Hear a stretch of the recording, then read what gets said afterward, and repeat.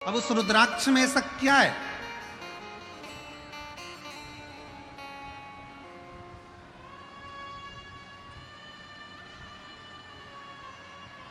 केवल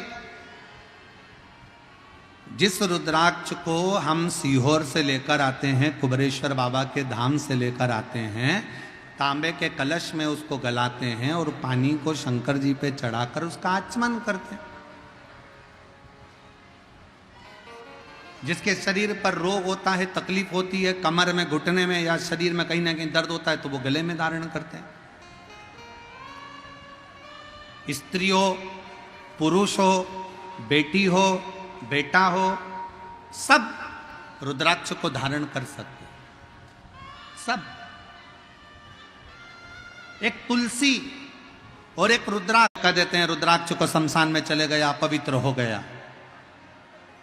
कई लोगों ने कह दिया रुद्राक्ष वहां चले गया, अपवित्र हो गया। तुलसी की माला अपवित्र हो गई, तुलसी अपवित्र हो गई। तुलसी और रुद्राक्ष कभी अपवित्र नहीं होते। तुलसी और रुद्राक्ष तो जो अपवित्र है उसको भी छू ले तो पवित्र कर देते हैं, उसको भी पवित्र कर देते हैं।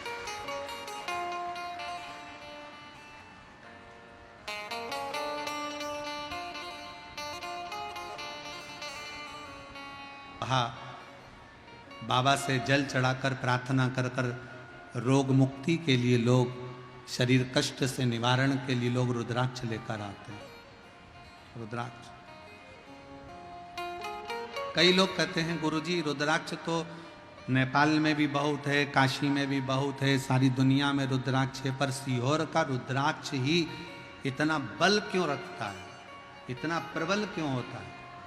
हम कहेंगे सीहोर का रुद्राक्ष आपको जो दिया जाता है उसको गंडकी रुद्राक्ष कहते हैं। जब बाबा धाम में वो पहुंचता है, कुबरेश्वर धाम में, उस रुद्राक्ष के एक मुखी से लेकर 21 मुखी तक जो मंत्र शिव महापुराण की कथा में, स्कंद पुराण में जो वर्णन किए जाते हैं, उन मंत्रों के द्वारा उन रुद्राक्षों को शिवरात्रि के समय पर जो रुद्राक्ष महोत्सव होता है उस समय पर उसको बाबा के उन मंत्रों को अभिजीत कराया जाता है, अभिमंत्रित किया जाता है। और फिर उन रुद्राक्ष को कहीं अभिमंत्रित करने की जरूरत नहीं पड़ती, सीधे आपने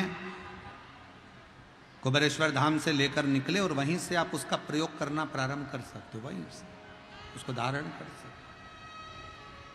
करना चाहिए। 2 बार भगवान ने नेत्र बंद करे, 1 बार बंद करे भगवान ने नेत्र तो रुद्राक्ष उत्पन्न हुआ, दूसरी बार भगवान ने नेत्र बंद करे तो अंध का सुर उत्पन्न हुआ। अंध का सुर जैसे ही